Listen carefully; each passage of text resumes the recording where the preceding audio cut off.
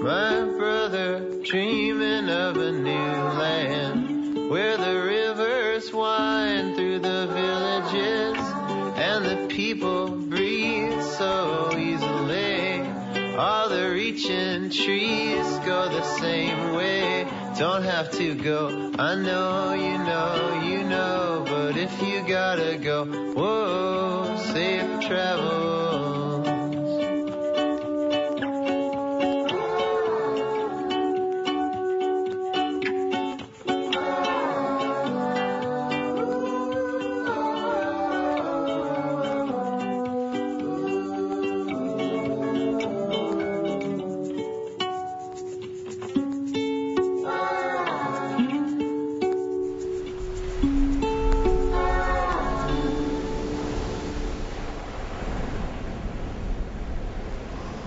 Morning, Brewer.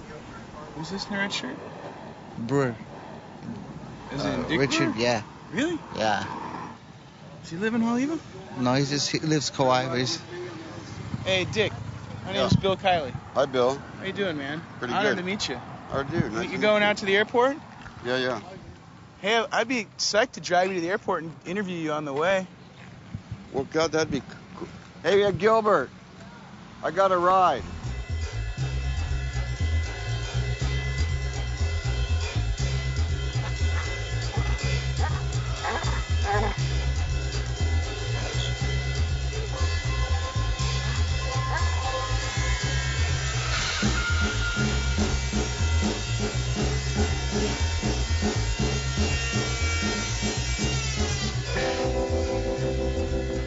In 1961, I came to Haleiwa, Sunset area. I fell in love with Hawaii and never went back.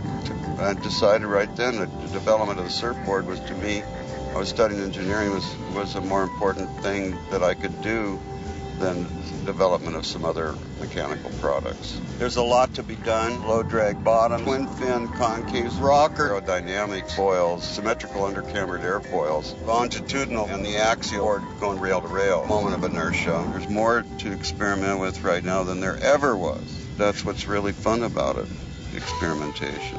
And when Joel in his book said that the Brewer that I shaped him was the best board he ever wrote, that was the ultimate compliment that I've ever had.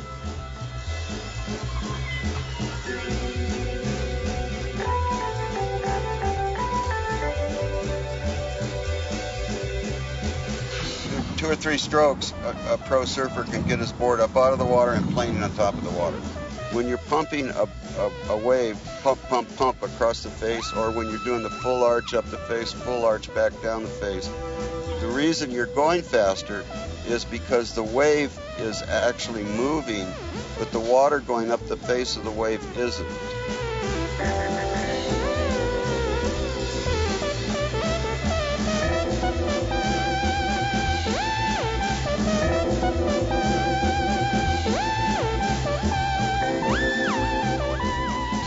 We're going by Rocky Point right now, which in the early 70s was really an important part of the formulation of the modern shortboard.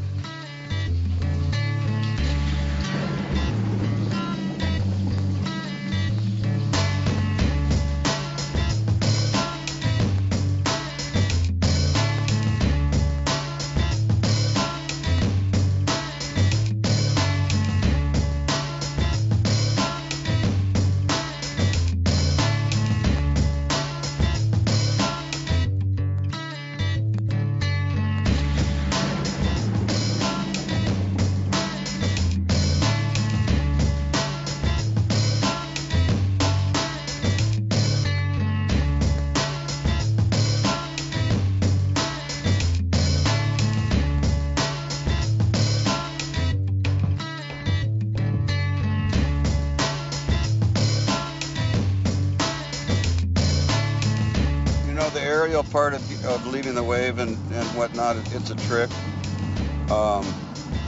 You have a lot more control if you maintain touching the water and maintain control.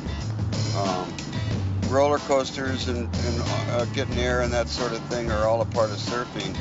But fundamentally,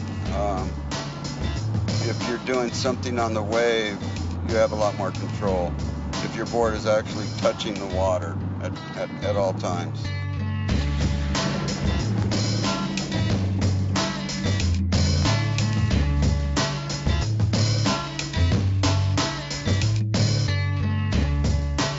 All the things we went through in surfboard design that we didn't know, that after we tried it, then we did know.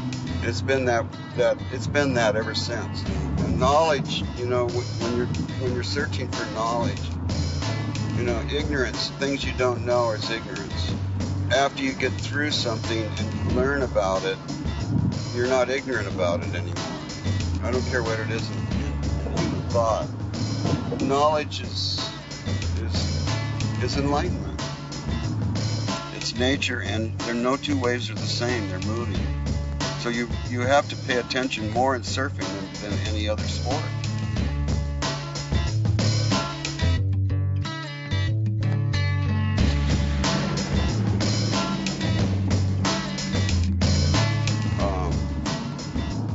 That riding tubes is just normal behavior for pro surfers at this time in history. They're riding inside the tube is no different than riding outside the tube. Surfing raises your level of consciousness. That when you pay attention and you know what you're doing, that you're raising your level of consciousness. Any sport or anything you do, I don't care if it's intellectual or physical, that when you're really paying attention and you clear your head and you clear your thoughts, only then can you go to a higher level of consciousness. But surfing physically straightens your body and teaches us when we're aware and when we're not aware. Negative thoughts, you'll blow your go out every time. So you have to put away negative thoughts. You have to raise your level of consciousness to surf. And that is the essence of what we're doing.